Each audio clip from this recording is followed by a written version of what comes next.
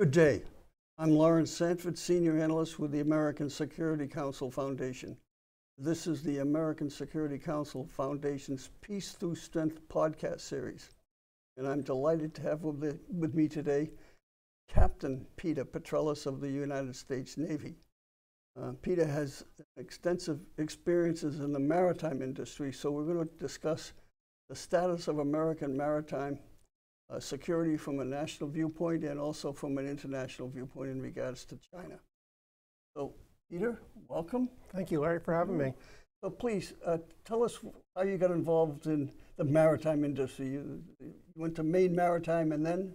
That is correct. I went to Maine Maritime Academy, class of '81, came out with my Coast Guard's license to sail on board merchant ships. I was a decky, meaning I was up on the bridge, navigating, cargo operations, anything that has to do with the safe transportation of the vessel from point A to point B. Had my Coast Guard license for 30 years, so got good use of it. And at the same time up at Maine Maritime Academy, I went through the ROTC program with the Navy, came out as a reserve ensign, and from there on, 30 years later, I retired as a captain in the Navy, 30 years active duty and reserve time, so correct. So how many countries or ports have you visited in your career? Did you ever add them up? No, I have not. However, between my government service with Defense Department and with Department of Transportation, I got around. Yeah, okay. Yes, sir. Well, why don't we, the purpose of this conversation is the maritime status in America. So could you sort of start us off on your assessment? Yes, my assessment of the maritime industry right now, it does face significant challenges, be it a lack of trained mariners to sail on board merchant ships. And talking merchant ships, there is a shortage of merchant vessels to have an opportunity to place these mariners on board. So it's a dual-edged sword as far as ship bottoms and mariners. Also, our infrastructure, our shipyards, they're not where they should be. Yeah. We need to work on that. The declining fleet and size of the U.S. flag fleet, and I'm talking about 1,000 gross tons, ocean-going, self-propelled vessels. Right now in our country, we have 178 of these vessels, ocean-going, 1,000 gross tons. Actually, in China, there is approximately 2,800 of these ocean-going vessels. So there is a difference between the two countries as far as number of ships. Not only that supports our economic security, but our national security also. You're talking about commercial ships, you're not talking Navy? I'm talking about U.S. flag fleet commercial vessels. Yes, sir. Okay. So roughly China's 10 times the size? Yes, sir, correct. Yes. And they're producing 50% of the world's manufacturing or building, right? 50% of the world's shipping. Not only do they outpace us with shipping, but they outpace us in shipyards, repair facilities, vessel innovation, upgrades. So there is a big parity as far as the whole difference between the two countries. Yeah, one of the things I'd mention is that China has this state fusion program where military and civilian use is sort of fused together. So in the giant shipyards within China, you could have a commercial ship being built alongside a Navy warship being built. So they're fusing the technologies together and they're reducing the cost to build Navy ships by building commercial ships. And ironically enough, 75% of all the commercial ships that China is building is from our friends in Europe, Korea, Japan. That's correct. Absolutely. And it's even Taiwan is having ships built in China. Yes. And as recently as 20 years ago, Japan and Korea were 80 or 90% of the world's shipbuilding, and now China is taking a big slug out of it. So roughly it's China 50%, and Korea and Japan remaining 50%. The U.S. capability doesn't even measure on the scale. We are far, far behind, Larry, as far as our industry, and we have a lot of catch up to do. Is it possible to even catch up, or should we? Well, there is legislation that's working its through the halls of Congress right now. That's called the Shipbuilding and Harbor Infrastructure for Prosperity and Security of America Act. So right now it has various points of it, of course, and it talks about shipbuilding, not only for the commercial fleet, but for the Department of Defense shipbuilding factor also. It talks about improvement of the maritime academies. It talks about the training of mariners, providing them student incentive programs, which is currently there. However, they want to increase the opportunity for these young men and women to take the opportunity to start a career in the merchant marine, sail on merchant ships, because without the mariner, we'd be kind of hard up as far as manning these vessels. Is there an interest within American society to be on ships 4 months in a row and a time away from family and home? Well, that's the big factor right there, being away from home, Larry. When I was sailing, I was gone for 9 months out of the year. Fortunately, I was still young enough and I didn't have any tie downs at home, so it really didn't matter. However, for the other folks on board the vessels, it was a challenge for them and family, of course.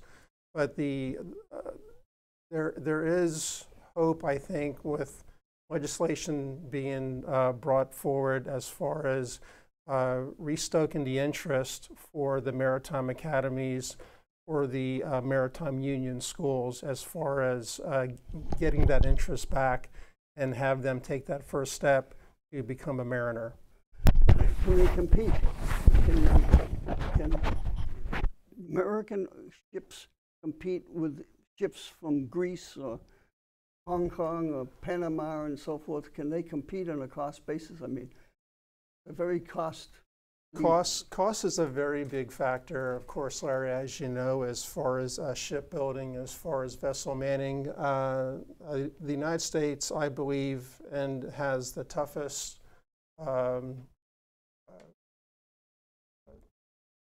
instruction for the mariners to maintain a license, to maintain their credentials. And I think the U.S. Mariner is the most trained, most qualified mariner to be on board ship.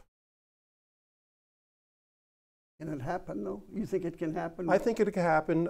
Again, through the Ships Act, there's a lot of discussion. There's like around 14 points of the Ship Act, and that includes the government creating more interest as far as opportunities in the merchant marine, stipends, perhaps maybe like a GI Bill for mariners to have to help them with their tuition going through the maritime academies, but also additional funding for merchant shipbuilding. I believe one of the points in the Ships Act is to create funding, acquisition of funding, or to build merchant vessels, which would not only, of course, be advantageous, but it would also be advantageous for the shipyards.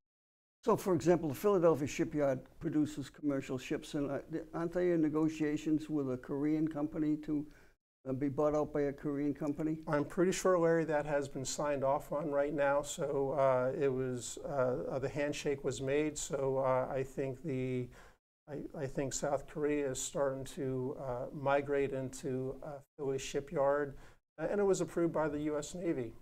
Because we count on our South Korean friends to help out with the innovations that they have as far as shipbuilding, ways to do business perhaps a little better. Right now, Philadelphia Shipyard, they are building the national security vessel for the maritime academies, and these vessels are dual-purpose vessels, not only for the maritime academy for cadet training, but also to provide an asset in case there's another national emergency hurricane relief, disaster support, to have these vessels used for such instances. Again, these vessels would support DoD relief efforts. The South Korean, a company in South Korea, I forget the name of it, has offered to build 5 destroyers a year for the U.S. Navy, but we have a law right now in the books. We can't purchase ships for our own Navy. Do you think this law should be changed so that we can buy ships? Yeah, if it would help us, yes. However, it has to, still a lot of negotiation on that. I'm sure, of course, you have the Jones Act, part of the Merchant Marine Act of 1936. The Jones Act mentions that U.S. built, U.S. manned, and U.S. operated. So they would have to have that discussion as far as that allowance for a foreign company to build a DoD vessel. Are you in favor of the Jones Act? Absolutely, yes. But if you lived in Puerto Rico or Hawaii, perhaps you wouldn't, because the cost of living there is higher because of this act. Right. Well, there's a company out of Hawaii called Matson Steamship Lines, and they are actively building vessels right as we speak. I think 2 are near completion. Actually, they're LNG propelled, so innovative vessels. And so I see it as a plus up. So Jones Act, I believe, in my opinion, is important for for our not only our mariners, but for our shipyards and for a number of ships that we have. It's been tossed around that we perhaps should have a tax on Chinese-built ships visiting American ports. Do you have any thoughts on that one? Well, the whole trade tariff, as everyone is aware, has been under great discussion. Some good, some bad. Yeah. And when I say that, it affects the stock market, of course. But you and I, we're not going to affect the stock market, in our opinion, though. No, of course not. Of course not. But but the big picture, I think, is, and again, this is my opinion. I think if the administration can work a deal out with the Chinese where people have a fair trade, I think that would do everyone well.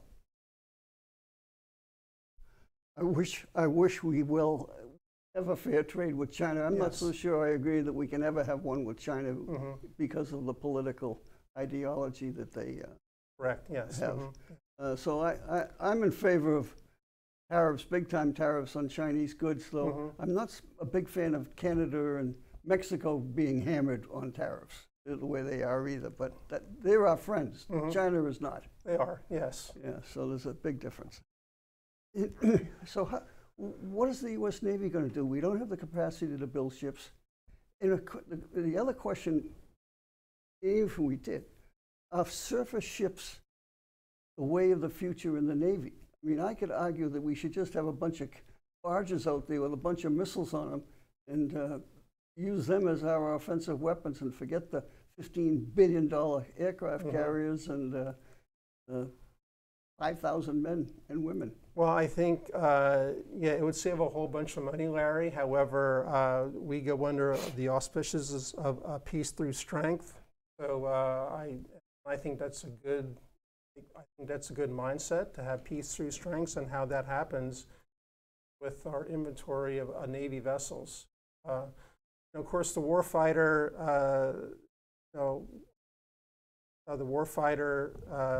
states what they need as far as assets, not only surface combatants, but logistical support, as far as having the proper setup to support their war plan.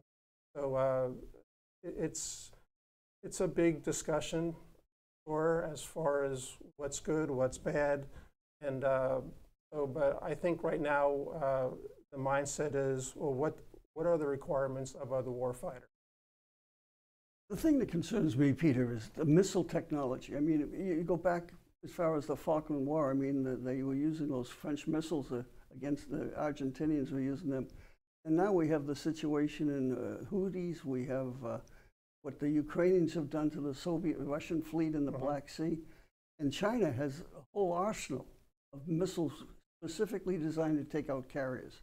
Yes. So what kind of defenses can carriers have, for example, other than being stationed 1,000 miles offshore? I think we have to outsmart them with their own weapon system, I think, and that comes through technology, that comes through innovative thinking as far as how do we counter the strike from the Chinese or any hostile country. Or as the Houthis, things have apparently slowed down for now. We'll see all what happens with that. But again, I think it comes down, in my mind, peace through strength, or as how we can combat, the lesser evils. Well, I'm a big fan of peace through strength. That's the motto of American Security Council, as you well know. So thank you for giving us a plug. I just have a problem with the missile technologies that are out there now, and just using the Houthis. They're using not first-rate missiles and drones against the fleet in the Red Sea. And we're spending $2 or $3 million a pop to knock down a $50,000 drone or a $100,000 drone. And we depleted our inventories pretty quickly. And so there's got to be, again, I guess maybe it goes back to your argument, we need better technology to take out the drones. We need better technology. We need smart people to counteract all what's happening as far as what people have. Of course, the Houthis get their inventory from different countries. China and Iran, yeah. Right, exactly. And so, we just have to get smart. We have to counterbalance on what's all being thrown at us. The best defense is an offense, I guess. So that's true. Yeah, that's true. I really have a problem with aircraft carriers. I just think they're sitting ducks. But I hope you're right as far as we have to be smarter than them to save them. But I mean, if the Chinese do anything in Taiwan, let's say they blockade, they don't even invade the airport. Yeah. So what is the U.S. going to do? We're going to send a fleet down from Japan to try to break the blockade? Well, each combatant commander has a operational war plan intact, and I assume they're updating it, to again counter the Chinese in this case. It's always being updated, and to not only win but to defend Taiwan. I don't doubt that a carrier can stop maybe a dozen missiles coming in at them. What happens if 100 missiles are coming in at them? Well, this is why they have their fleets around them and things we don't know about, of course. Yeah, so, I suppose. Okay. So I'm sure that the carrier is well defended, but that it wouldn't surprise me if a couple get in. But again, we're counting on our combatant force around that carrier to defend it. Okay. Hopefully they won't get that close. Hopefully, yeah. Yes. Nuclear subs versus electric diesel subs. Do you have any thoughts on that? Well, of course, as far as diesels versus nukes, nukes certainly does have their advantages of long life underwater, combat ability. The diesel subs are noisy. Of course, they can be tracked easy and taken out. So nukes are quiet, of course. Our technology today, I really don't have any visibility on today's Seawolf class or whatever they're building today.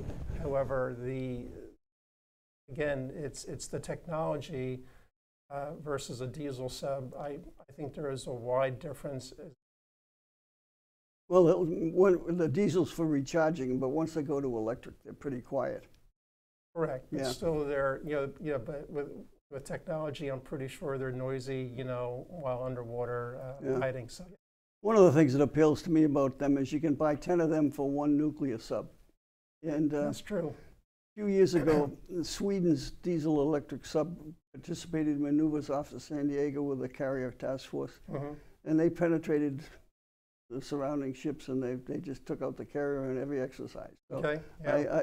I don't know how they responded to that, but they asked Sweden if they could keep the sub for a year so they could work on it. So I'm not privy to that. All I know is that the Swedish sub diesel electric just outperformed everything else and was able to achieve its objectives. So who knows? Yes. Yeah.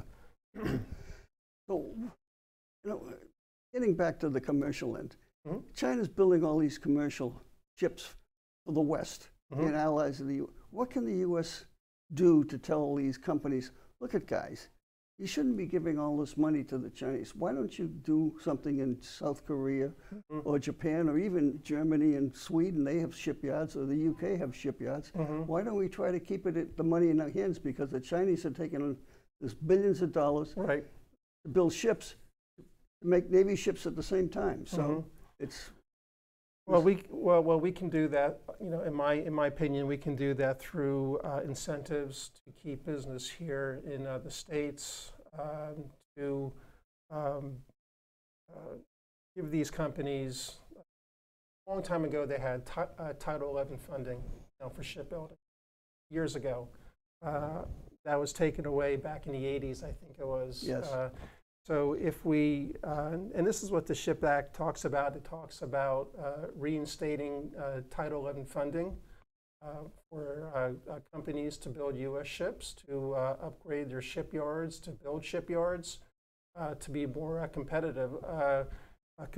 Being competitive over the years has sort of the foreign shipyards, the foreign ships have, of course, outpaced us.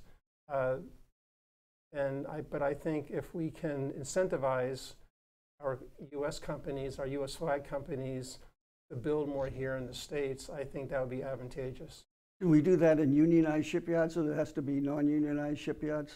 I don't really have too much visibility with union versus non-union shipyards. I'm pretty sure they're mostly independent shipyards, but the workers are union folks. But I think that if the shipyard can, again, get these incentives, I think it would be a plus up for everybody, not only for the shipyard, but also for the union workers.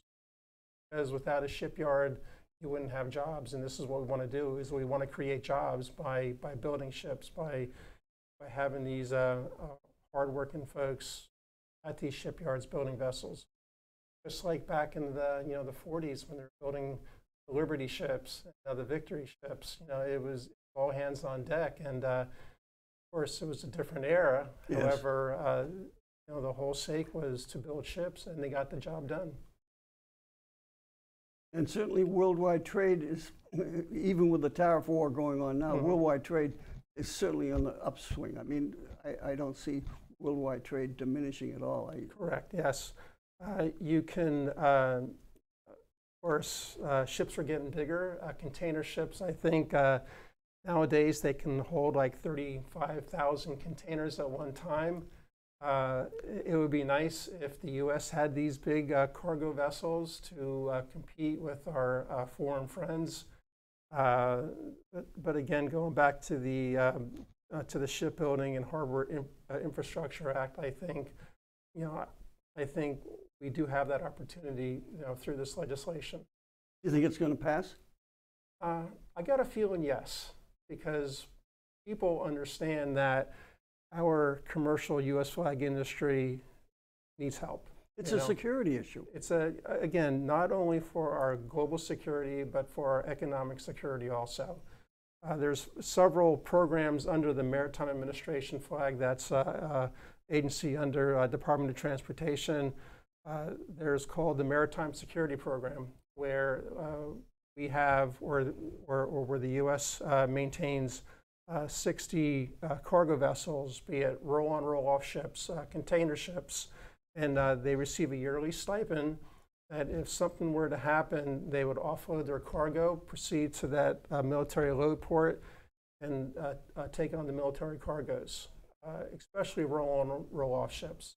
Okay. And there's always exercises where we exercise the the Voluntary Intermodal Safety Agreement, a maritime security program.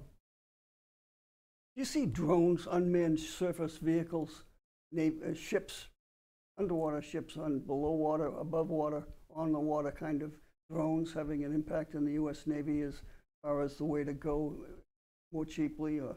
Well, everything nowadays, Larry, as you know, it's all about the drones. That's how we're fighting our wars right now in some cases. And that's where our adversaries are trained on also as far as using drones. So I think I think drone warfare is starting to increase, if not there already. We're always looking for, I'm sure, innovative ideas as far as to operate. Yeah. But also, the good news story is, in my Navy League position, working with the junior ROTC folks, we provided them with a STEM grant to learn about drone, how to fly drones.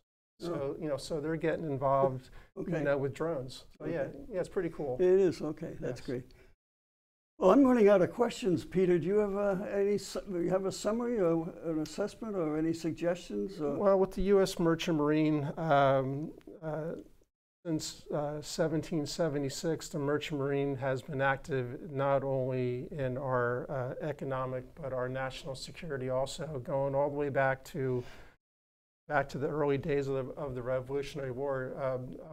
Merchant mariners were out there supporting our country, once again, for our national and our economic security. And without a viable U.S. Merchant Marine, we're going to head back further into the sticks and competing with other countries, especially China.